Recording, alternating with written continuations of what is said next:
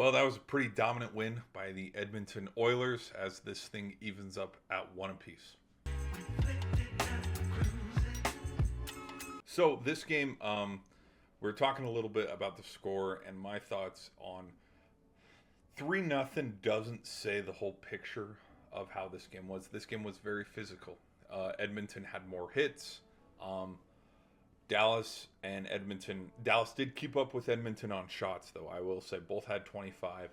I think what the difference in this game versus the last game, obviously the explosive third quarter and the third quarter comeback, which I'm making a joke and I'm thinking about it when second intermission going into the third where it's 3-0 and they're talking about, well, it's another 3-0 lead, and it's like Dallas has them right where they want them because this is where they were last time when they won game one. I'm thinking, though, with how just Edmonton found a way to just buckle back in, settle down, this game was closer than the score indicated. This game was, yes, 1-0 after one. But then in the span of just 1 minute, probably 3 or 4 minutes real time, but 1 minute game time, this game went from 1-0 to 3-0. And Dallas had no answers for the rest of the game. And if you want to look at it from a positive point of view from Dallas, this game could have been a lot more. Like, there were a couple of shots where you could see Ottinger, he left the crease, and it's like, okay, if someone was backdoor, they could have netted it. I mean, I think both teams had good shots, good chances. And you got to tip the cap to Stuart Skinner. He had another shutout game where, you know what, you can't deny it. When the Oilers win, all three of his wins in these playoffs, shutouts. 2 in the closing games in the Vegas series, and then his third tonight where they beat the Stars and make this thing 1-1 as they go back to Edmonton. So when I was thinking on how this series could play out where, okay, Dallas win games 1, but Edmonton wins game 2 and 3, we leave Edmonton going back to Dallas at 2 apiece. Like, that trajectory seems like it might happen, but again, dude, who knows? Like, this thing could go all the way down because we've seen Dallas be really good. And we've seen Edmonton be really good too.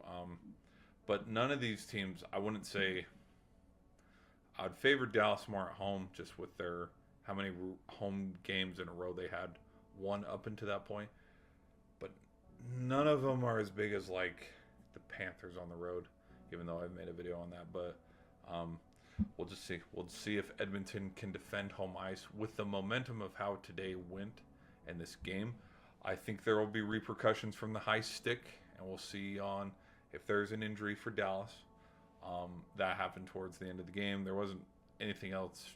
There wasn't too much in the third period, but we'll see. We'll see what Game 3 looks like. I think Game 3 will have a pretty big impact on the rest of this series because usually Game 3 and 4 kind of determine how the rest of the series goes. But with it being 1-1, okay, it cancels out. Now it becomes a best of 5. So we'll just see. I think McDavid needs to get involved still. He hasn't had any goals. Who else do I think needs to get involved? Oh, Mikko. He's kind of been virtually absent too. So who knows? Maybe as we get to game 5, 6, 7, that's when we start to turn up the heat a little bit where, okay, Skinner, okay, yeah, you're winning, but you're winning in shutouts. That's got to end. This series seems way too good to not have an OT game, so I kind of have a feeling OT.